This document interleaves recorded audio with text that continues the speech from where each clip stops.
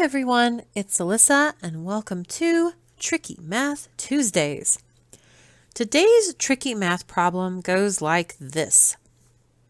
If 2 minus 2 equals 0, 3 minus 3 equals 3, 4 minus 4 equals 8, 5 minus 5 equals 15, and 6 minus 6 equals 24, what does 7 minus 7 equal?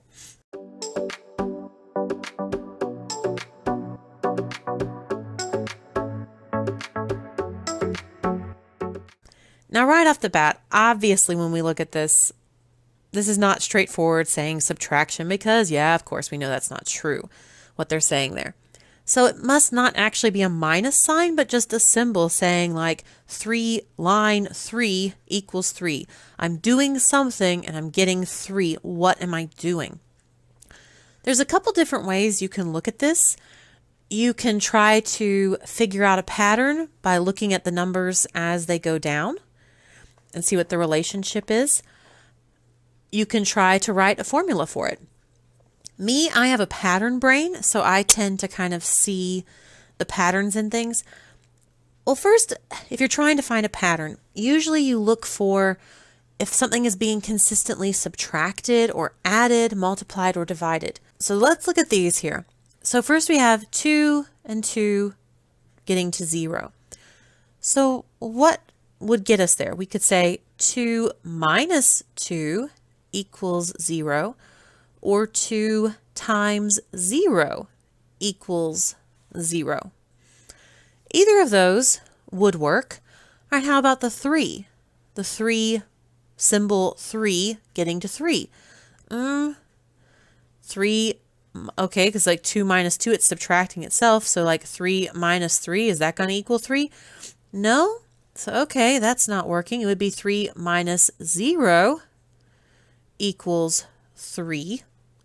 Or 3 times 1 equals 3. Okay, now on to the 4. To get from 4 to 8, we would say 4 plus 4 equals 8.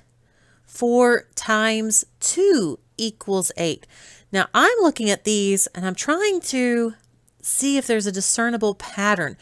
Well, it looks like our using addition or subtraction is out because that's not really anything happening there. We have minus 2, minus 0, plus 4. Like, that seems unlikely. Or if there is a pattern there, maybe a little too difficult to easily identify it. However, something interesting is happening with the multiplication. Do you see what I see? As I'm going up 1 each time, I'm starting at 0, and this is going up 1 each time. That's interesting.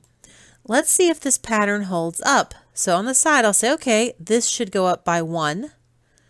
This should go up by 1. 5 times 3, 15. Sure enough, that's what I'm told.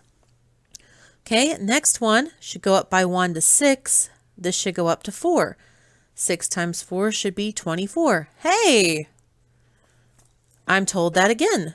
All right, this looks like a rule. This looks like what's happening. So next one, 7, and go up here, 1 to 5. So it should be 35, and that is the answer. Now this right here, we're identifying a sequence based on the previous number. Okay, when you're in an algebra class and your teacher shows you arithmetic and geometric sequences and the formulas for that, you're usually presented with two types. One that will let you pick any number in the sequence and say, oh, I want to know the 50th number in the sequence. Here's the formula. Or you have the ones where you have to have the previous number, and it's saying you have the previous number, you do this to it.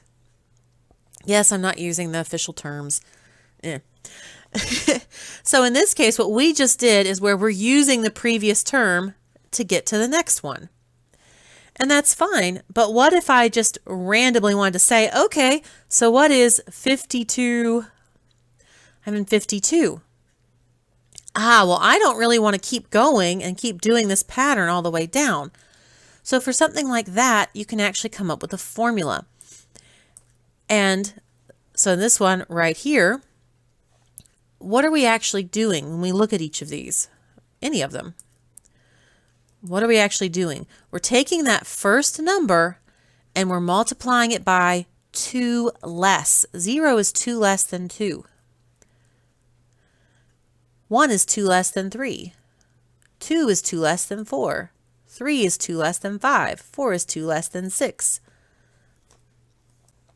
So if I wanted to make a very quick little rule for this, I might say if I have a number x and I do this, what that means is I need to take x and multiply it by x minus 2.